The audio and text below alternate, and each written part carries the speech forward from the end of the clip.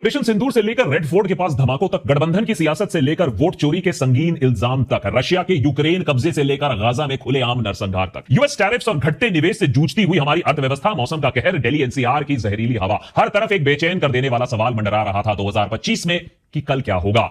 यह कहानी सिर्फ इंडिया की नहीं है by the way. White house से लेकर वेस्ट बैंक तक, क्रेमलिन से लेकर कश्मीर तक, अनसर्टेनिटी आपको हर जगह दिखने को मिली। ट्रंप के वापस व्हाइट हाउस में आने के बाद टैरिफ की सुनामी पूरे दुनिया पर लगी। ऑपरेशन सिंदूर के बाद हमने अपने आप को इंटरनेशनल स्टेज पर अकेला पाया। गाजा और यूक्रेन पर लंबे समय से चल रहा प्रहार को रोकने की कोशिश बहुत हुई, नतीजा शायद वैसा ना रहा। इस सब के बीच में लेकिन मुस्कुराने के भी कुछ क्षण मिले। हमारी वुमेन्स क्रिकेट टीम ने पहली बार वर्ल्ड कप जीता। टैक्स स्लैब चेंज हुए, जीएसटी 2.0 ने मिडिल क्लास के जेब में थोड़े पैसे डाले। पड़ोस में नेपाल के युवाओं ने सत्ता पलट कर दी, नेताओं को नोटिस पर डाल दिया कि यह सब नहीं चलेगा। और 7 समुद्र पार ट्रंप के अमेरिका में एक बगावत की आवाज उठी। जोहरान ममदानी बने न्यूयॉर्क के नए मेयर। जैसे जैसे साल खत्म हो रहा है, एक नजर जरूर बनता है उस तूफान पर जो 2025 था। किसको तबाह किया इस साल ने, किसको बनाया इस साल ने, और क्या सीख मिली हमें अगले साल के लिए। और क्या 2026 अच्छे दिन लाएगा या और भी ज्यादा कलेश होने वाले हैं आने वाले महीनों में, पता करेंगे आज के देशभक्त ईयर एंडर स्पेशल एपिसोड में। लेकिन एक रेजोल्यूशन आपको भी लेना पड़ेगा। हमारे हर वीडियो को लाइक करना पड़ेगा, शेयर करना पड़ेगा, और अगर इस चैनल को अभी तक सब्सक्राइब नहीं किया तो कान पकड़ो। नेता टाइप आधा काम मत करो, सब्सक्राइब के साथ साथ बेल आइकॉन भी दबाओ। 22 अप्रैल 2025 को जम्मू एंड कश्मीर के पहलगाम में आतंकवादियों ने टूरिस्ट पर एक भीषण हमला किया, जिसमें 26 लोगों की मौत होती है और कई लोग जख्मी होते हैं। 2 दशकों में यह कश्मीर में सबसे बड़ा आतंकवादी हमला था, जिसमें सिविलियंस और टूरिस्ट को जानबूझकर टारगेट किया गया। आतंकवादियों ने टूरिस्ट की आइडेंटिटी पूछ हिंदूज को टारगेट किया, उन्हें मार गिराया। मंसूबा साफ था, भारत को और भी बांटना, लोगों को आपस में लड़वाना, और हुआ भी ऐसे। मोदी सरकार ने पाकिस्तान बेस्ड टेरर ग्रुप्स को जिम्मेदार बताते हुए डिप्लोमेटिक टाइज डाउनग्रेड किए, इंडस वाटर ट्रीटी को ऑन होल्ड किया, और कुछ ही दिन बाद 7 मई 2025 को इंडियन फोर्सेस ने ऑपरेशन सिंदूर लॉन्च किया। पाकिस्तान और पाकिस्तान ऑक्यूपाइड जम्मू एंड कश्मीर में टेरर कैंप्स को निशाना बनाया। पाकिस्तान ने भी पलटवार किया। 4 दिन तक इंडिया पाकिस्तान के बीच में यह मुठभेड़ होता रहा, जिसमें कुछ फाइटर्स हमने खोए, लेकिन जवाबी कार्रवाई में पाकिस्तान के बीचों बीच उनके एयरफील्ड्स, मिलिट्री टारगेट्स पर ब्रह्मोस का कहर बरसाया गया। 4 दिन बाद 10 मई 2025 पाकिस्तान के director general of military operations India के डीजीएमओ को फोन लगाते हैं, जिसके बाद सीज फायर अनाउंस होती है। उस सीज फायर का श्रेय by the way Modi ji के गुड फ्रेंड डोनाल्ड ट्रंप आज तक 56 बार ले चुके हैं। इसके कुछ ही महीनों बाद 10 नवंबर 2025 को आतंक एक बार फिर से दस्तक देती है हमारे देश में। इस बार राजधानी दिल्ली के बीचों बीच लाल किले के करीब शाम 7 बजे एक कार ब्लास्ट होता है, जिसमें 15 लोगों की मौत होती है, 20 से ज्यादा लोग घायल होते हैं। सरकार ने इसे as an act of terror बताया, लेकिन इस बार पाकिस्तान का नाम नहीं लिया। इन्वेस्टिगेशन और डीएनए एनालिसिस के बाद यह बात कंफर्म होती है कि कार चलाने वाला सुसाइड बॉम्बर पुलवामा का एक डॉक्टर था, डॉक्टर उमर उन नबी, जो फरीदाबाद के अल फलाह यूनिवर्सिटी में काम कर रहा था। एनआईए ने इस केस में कई गिरफ्तारियां की, लेकिन इसी केस में इससे जुड़े एक्सप्लोजिव्स की जांच में श्रीनगर के नौगाम पुलिस स्टेशन में एक जबरदस्त एक्सीडेंटल धमाका होता है, 9 लोग और मारे जाते हैं। साल 2025 भारत के एविएशन हिस्ट्री में भी एक दर्दनाक साल रहा। 2 बड़े हवाई हादसे ने कई जिंदगियां ली और हमें यह याद दिलाया कि एयर सेफ्टी के मामले में हमें अभी बहुत कुछ और आगे करना है, नहीं तो और जाने जाएंगी। पहला बड़ा हादसा होता है 12 जून को, जब अहमदाबाद से टेक ऑफ करने के थोड़े ही सेकंड्स बाद लंदन जा रहा एयर इंडिया बोइंग 787-8 क्रैश कर जाता है। इस हादसे में 260 लोगों की मौत होती है, जिसमें 241 पैसेंजर्स होते हैं क्रू समेत। इस क्रैश में एक पैसेंजर जिंदा भी बचता है। क्रैश की इन्वेस्टिगेशन अभी भी चल रही है और फाइनल रिपोर्ट अभी तक नहीं आई है। सरकार ने इस संदर्भ में पूरी चुप्पी रखी है और प्रिलिमिनरी रिपोर्ट में पायलट को जिम्मेदार ठहराने की कोशिश की गई थी। फिर कुछ ही दिन पहले 21 नवंबर को दुबई एयर शो में इंडिया की इंडिजिनस डिफेंस की शान तेजस फाइटर एक एरोबैटिक डिस्प्ले के दौरान क्रैश कर जाती है, आग का गोला बन जाती है। विंग कमांडर नमांश सियाल टाइम पर इजेक्ट नहीं कर पाते हैं, उनकी मौत हो जाती है। इस क्रैश का कारण भी अभी जांच का विषय है। इस साल आईआईटी की एक रोड सेफ्टी रिपोर्ट के फाइंडिंग्स ने साफ दिखा दिया कि भारत के सड़कों को दुनिया के सबसे खतरनाक सड़कों में से एक क्यों बताया जाता है, जहां हर 3 मिनट में एक मौत होती है। उधर road transport and highways minister Nitin Gadkari India की सड़कों को यूएस जैसा बनाने का दावा 10 बार कर चुके हैं। अब रास्ते तो 2026 में अपने आप ठीक नहीं होने वाले हैं, लेकिन आप ये न्यू ईयर रेजोल्यूशन जरूर ले सकते हैं कि आप अपने आप को प्रोटेक्ट जरूर करोगे। वैसे में भी मिडिल क्लास लोगों के लिए मंथली बजट मैनेज करना बहुत बड़ा काम होता है। ऐसे में अगर कोई दुर्घटना, एक्सीडेंट, मेडिकल इमरजेंसी हो जाए तो बजट तबाह हो सकता है आपका। ऐसी सिचुएशन से बचने के लिए इंश्योरेंस बेस्ट ऑप्शन है। आज के अनसर्टेनिटीज में इंश्योरेंस एक ऑप्शन नहीं, एक रिस्पॉन्सिबिलिटी बन जाती है। आप 2 जरूरी insurance, health insurance and term insurance लेकर अपने आप और अपने परिवार के भविष्य को सुरक्षित कर सकते हैं। टर्म इंश्योरेंस लाइफ इंश्योरेंस का प्योरेस्ट फॉर्म होता है। अगर आपको अचानक कुछ हो जाता है तो यह आपकी फैमिली को फाइनेंशियली सिक्योर रखता है।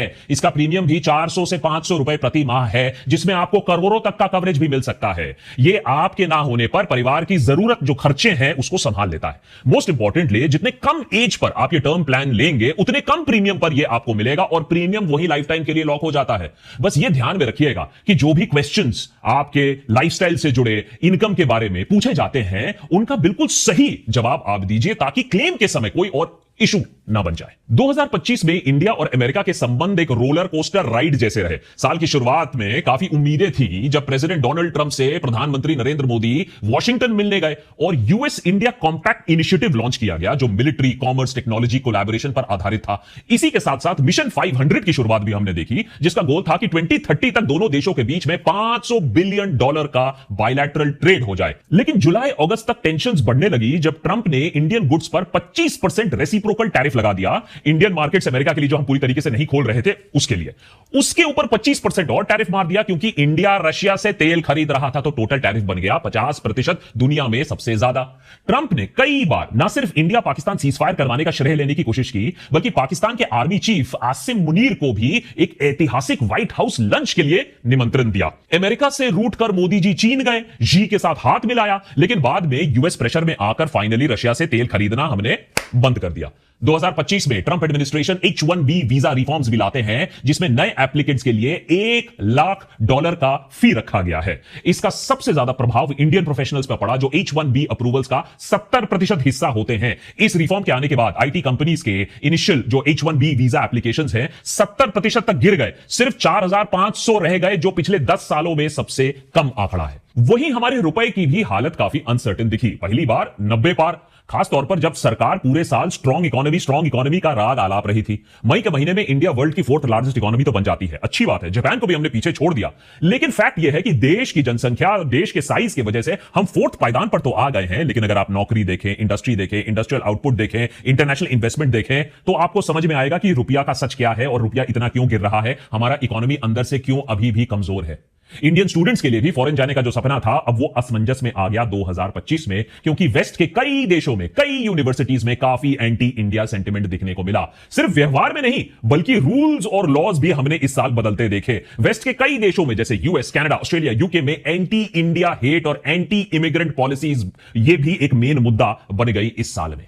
साल 2025 में रशिया यूक्रेन वॉर अपने 4थे साल में भी जारी रही। जनवरी में ऑफिस संभालते ही प्रेसिडेंट ट्रंप ने निगोशिएशंस को प्रायोरिटी दिया, नोबेल पीस प्राइज जो चाहिए था उन्होंने सबसे पहले यूक्रेन को धमकाने की कोशिश की, नए यूएस मिलिट्री एड अप्रूवल्स को रोक दिया। मार्च के महीने में प्रेसिडेंट जेलेंस्की को दुनिया के प्रेस के सामने व्हाइट हाउस में बुलाया, फिर भर भर कर वहां जलील किया।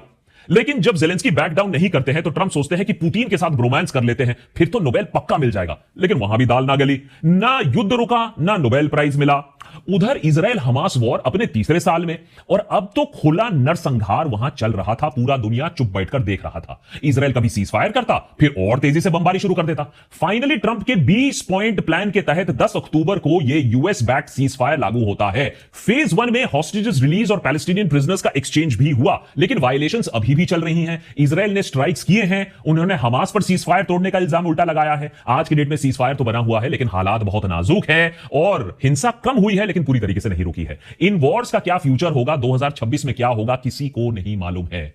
वहीं भीषण करप्शन के चलते नेपाल में कम से कम जेन जी ने शांतिपूर्वक प्रोटेस्ट करने की कोशिश की। पुलिस ने गोलियां बरसाई और पूरा देश फिर आक्रोश में फूट पड़ा। मामला इतना बड़ा हो गया, इतना गंभीर हो गया कि सरकार का तख्ता ही पलट हो गया। भ्रष्टाचार, आर्थिक परेशानी, बेरोजगारी से बेहाल जो जेन जी है नेपाल का, उसने कहा कि बस अब हम ये सरकार को नहीं चलने देंगे। पर इस सब में काफी जन मारे गए, 80 के करीबन लोग मारे गए। नेपाल का फ्यूचर भी 2026 में कैसा होगा यह देखने वाली बात है। बहुत सेंसिटिव सिचुएशन वहां भी है। इंडिया में leader of opposition Rahul Gandhi ने सरकार पर एक के बाद एक बम गिराए, प्रेस कॉन्फ्रेंस करके वोट चोरी का इल्जाम लगाया, प्रमाण के साथ दिखाया कि कैसे 2024 लोकसभा इलेक्शन में कई स्टेट इलेक्शन में वोट चोरी हुई थी। इसी के साथ एसआईआर यानी स्पेशल इंटेंसिव रिवीजन को वोट चोरी, कवर अप और इंस्टीट्यूशन कैसे तोड़े जा रहे हैं, मरोड़े जा रहे हैं, यह भी राहुल गांधी ने दिखाया। राहुल गांधी ने इलेक्शन कमीशन और बीजेपी की इस साठगांठ को डेमोक्रेसी की हत्या बताई है। कांग्रेस ने इसी वोट चोरी को कैंपेन का मुद्दा भी बनाने की कोशिश की। देश के कई जगहों में प्रोटेस्ट हुए, खासतौर की बिहार में जहां एसआईआर चल रहा था। इलेक्शन कमीशन ने एक प्रेस कॉन्फ्रेंस करके इन सारे चार्जेस को बेसलेस बताया। राहुल गांधी को चैलेंज किया कि वो कोर्ट आकर सारा एविडेंस पेश करे।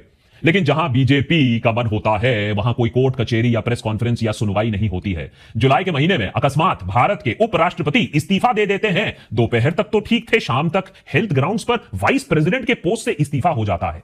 आज तक इस इस्तीफे के पीछे कारण क्या था किसी को ऑफिशियली पता नहीं है। 2025 में भारत को मौसम की मार भी झेलनी पड़ी। जबरदस्त मॉनसून, क्लाउड बर्स्ट, फ्लड्स के चलते कई राज्यों में लोगों को बेघर होना पड़ा, कईयों की जान गई। हिल स्टेट्स पर भारी बारिश ने बुरा असर दिखाया। हिमाचल में मानसून के चलते 300 से ज्यादा लोगों की मौत हुई। वैष्णो देवी रूट पर लैंडस्लाइड हुआ, 40 के आसपास लोग मारे गए। किश्तवाड़ क्लाउडबर्ग में 60 के आसपास लोग मारे गए और सैकड़ों घायल हुए।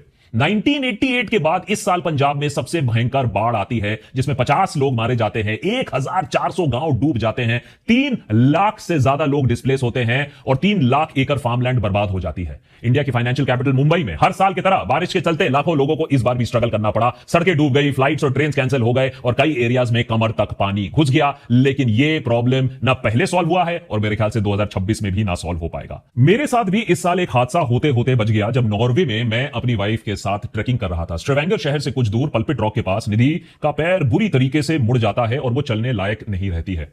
कड़कड़ाती हुई ठंड, बारिश के आसार और शाम का टाइम भी हो रहा था। किसी प्रकार के रास्ते या सहायता से हम मीलों दूर थे। उस समय नॉर्वेजियन पीपल्स एसोसिएशन के वॉलंटियर्स हमें कैसे बचाते हैं। 5 किलोमीटर का सफर व कठिन रास्तों से ये फरिश्ते हमको अस्पताल तक पहुंचाते हैं। कोलैप्सिबल पूरा स्ट्रेचर लाते हैं जंगल के बीच में निधि को वहां से ले जाने के लिए। आज तक यही सोचता हूं कि ये अगर ऐसा नहीं होता तो जंगल के बीच में हम क्या करते, हम तो फंसे ही रह जाते। थैंकफुली हमारे पास इंटरनेशनल मेडिकल इंश्योरेंस था तो हमें उसके बाद कम से कम ज्यादा दिक्कत नहीं हुई। लेकिन इंडिया वापस आते ही मैंने अपना फैमिली फ्लोटर हेल्थ इंश्योरेंस का कवर जरूर और बढ़ा लिया क्योंकि यह बात मुझे समझ में आ गई। हेल्थ इंश्योरेंस की मदद से अगर कल को आपको कोई मेडिकल इमरजेंसी हो जाती है तो लाखों का खर्चा इंश्योरेंस कवर करता है। सिर्फ 400 से 500 रुपए महीने के प्रीमियम देकर आप लाखों करोड़ों तक का कवरेज ले सकते हो। अपनी नीड के हिसाब से आप राइडर्स भी ऐड कर सकते हो इस पॉलिसी में।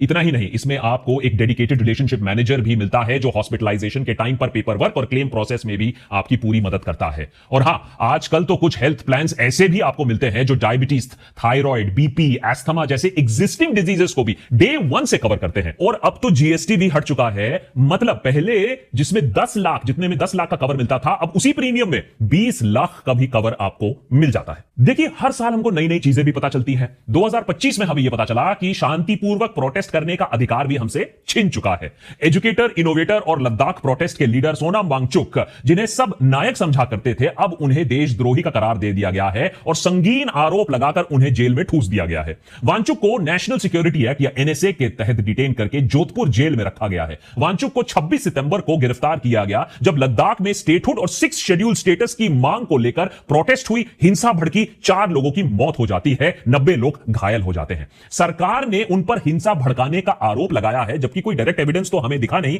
लेकिन आरोप जरूर लग गया है।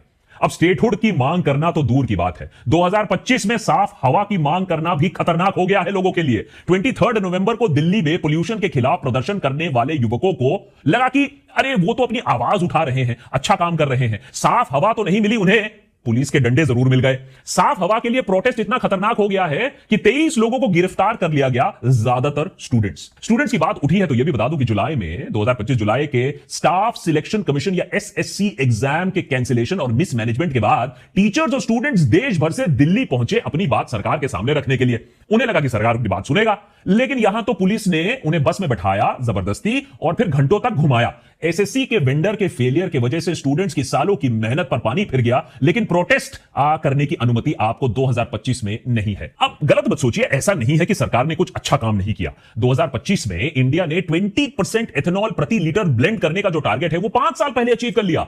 आज के डेट में पेट्रोल पंप्स में ज्यादातर आपको E20 पेट्रोल ही मिलेगा जिसमें 20% एथेनॉल मिला होता है। सरकार इसे इकोनॉमिक और एनवायरमेंटल फायदे गिना रही है, जिससे फॉरेन एक्सचेंज बच रहा है, किसानों का फायदा हो रहा है, वगैरह वगैरह। अब इससे गाड़ियों पर क्या असर पड़ता है, ऐसी चीजें के बारे में आप बात ना ही करें तो बेटर है। भारत में 2023 से पहले बाय द वे बनी गाड़ियां E20 फ्यूल के हिसाब से डिजाइन नहीं हुई थी, जिस वजह से कार ओनर्स की शिकायतें बढ़ रही हैं, जैसे माइलेज की कमी हो रही है, मेंटेनेंस खर्चे बढ़ रहे हैं और इंजन इश्यूज आ रहे हैं। आपका इंजन E20 फ्यूल की वजह से जवाब दे सकता है, ठीक जैसे इंडिगो ने इस साल के आखिरी महीने तक आते आते जवाब दे दिया। लाखों एयर ट्रैवलर्स का जीवन अनसर्टेन हो गया जब इंडिगो को अचानक संज्ञान हुआ कि उनके पास तो नए फ्लाइट रूल्स के हिसाब से पायलट्स हैं ही नहीं। महिलाएं, बच्चे, बुजुर्ग, बीमार देश के कुछ सबसे बड़े एयरपोर्ट्स के बाहर लाइन लगाकर खड़े दिखे, या तो एयरपोर्ट परिसर में ही रात गुजारते दिखे। कुछ फ्लाइट्स 18-20 घंटे बाद डिले के बाद उड़े और कुछ का तो इंतजार चलता रहा क्योंकि वो फ्लाइट्स उड़े ही नहीं, कैंसिल हो गए। मोनोपोली का असर क्या होता है, भारत के नागरिकों ने पहली बार आंखों देखी लाइव सिचुएशन देखा। लेकिन जहां कहते हैं दुख है वहां खुशी भी है। अब खुशी के पल आपको थोड़े ढूंढने पड़ते हैं। जैसे 2 नवंबर को हमारे देश की वुमेन्स क्रिकेट टीम ने पहली बार आईसीसी वर्ल्ड कप टाइटल जीता। उधर यूनियन बजट 2025 में नए टैक्स रिजीम के अंदर नए इनकम टैक्स स्लैब इंट्रोड्यूस किए गए। 12 लाख तक आमदनी आपकी टैक्स फ्री हो गई और कुछ मिडिल इनकम ब्रैकेट्स के लिए भी कुछ टैक्स के रिबेट्स दिए गए। सरकार ने जीएसटी काउंसिल के थ्रू इनडायरेक्ट टैक्स स्ट्रक्चर में भी चेंजेस किए ताकि रोजमर्रा के सामान और सस्ते हो जाएं। जीएसटी रेट्स लाई तो यही सरकार थी, अब चेंज भी यही सरकार कर रही है, लेकिन तब भी इसे बचत उत्सव कहा जा रहा है। चलिए कुछ बात नहीं है, खुशी का माहौल है, बचत उत्सव ही सही। वहीं एक ऐतिहासिक जीत में 4 नवंबर को जोहरान ममदानी न्यूयॉर्क सिटी के मेयर चुने गए। न्यूयॉर्क के इतिहास में ममदानी पहले डेमोक्रेट, सोशलिस्ट, मुस्लिम, साउथ एशियन मेयर बने। ममदानी ने पैसे और पावर को हराने के लिए सोशल मीडिया और पब्लिक फंडिंग का भरपूर उपयोग किया। वैसे झटके देने वाली न्यूज में 2025 में दुनिया के सबसे बड़े, सबसे प्रसिद्ध म्यूजियम द लूव्र में एक चौंका देने वाली चोरी होती है। चोर $100 मिलियन के हीरे जवाहरात लेकर सिक्योरिटी सिस्टम के नाक के नीचे निकल जाते हैं, गायब हो जाते हैं। आज तक वो ज्वेल्स वापस नहीं मिले। ओवरऑल 2025 ने हमें दिखा दिया कि हम अनसर्टेनिटी के टाइम पर एकदम आ चुके हैं। हर दिन अब अनसर्टेन बन चुका है। दिल्ली को दहला देने वाले टेरर ब्लास्ट से लेकर पूरे के पूरे गांव निकल जाने वाले बाढ़ तक, ये साल इतने जगह जहां देखा हमने सेफ्टी नेट्स टूटे, सिस्टम्स पूरी तरीके से कोलैप्स हो गए, जान और माल की बहुत सारा जो हमें नुकसान दिखने को मिला। इकोनॉमी ग्लोबल प्रॉब्लम्स के बीच में लड़खड़ाती दिखी। पॉलिटिक्स के लिए भी कई बार हमने देखा स्कैंडल्स हैं, ऐसी बातें सामने आई जिसमें हमारा ट्रस्ट जो सिस्टम पर है वो और टूट गया। 2025 में इंडिया ने एक बहुत ही अकम्पलिश्ड और सेलिब्रेटेड आर्टिस्ट भी खोया। एक ट्रैजिक एक्सीडेंट में जुबिन गर्ग की मौत हो जाती है। अनसर्टेन सर्कमस्टेंसेस में हुई ये असमी सिंगर की मौत उनके फैंस को काफी आक्रोशित करती है। वो अभी भी शॉक में है। अथॉरिटीज आज भी मौत के सर्कमस्टेंसेस की छानबीन कर रही है, लेकिन क्लियर आंसर अभी तक हमें नहीं मिला है। तो काफी अनप्रिडिक्टेबल रहा है 2025। 2026 में यही आशा करेंगे कि थोड़ी सी और स्टेबिलिटी मिले, थोड़े से कम जख्म और मिले, खुशियां थोड़ी और मिले, पोल्यूशन थोड़ा और कम हो जाए। लेकिन फिर भी आप कोई भी सिचुएशन में अपने आप को तैयार रखिएगा। अपना टर्म, अपना हेल्थ पॉलिसी जरूर अपडेटेड रखिएगा। डिस्क्रिप्शन में दिए गए लिंक पर एक बार क्लिक कीजिए। ट्रस्टेड कंपनीज को आप खुद कंपेयर करिए, अपने लिए बेस्ट प्लान खुद चूज करिए। और अब तो इंश्योरेंस पर जीएसटी 0% हो गया है, मतलब सेम प्रीमियम पर बड़ा कवरेज आप ले सकते हैं। तो दोनों ही इंश्योरेंस अपने फाइनेंशियल प्लानिंग में जरूर ऐड कीजिएगा। अपने और अपने फैमिली के कल को सिक्योर कीजिएगा। और ऑनलाइन इंश्योरेंस लेने पर आपको 15 से 25% तक का डिस्काउंट और मिल सकता है। याद रखिए, लाइफ की तो कोई गारंटी नहीं है, लेकिन अगर आप एक प्रॉपर प्लानिंग करते हैं तो आप कम से कम उसे इंश्योर जरूर कर सकते हैं।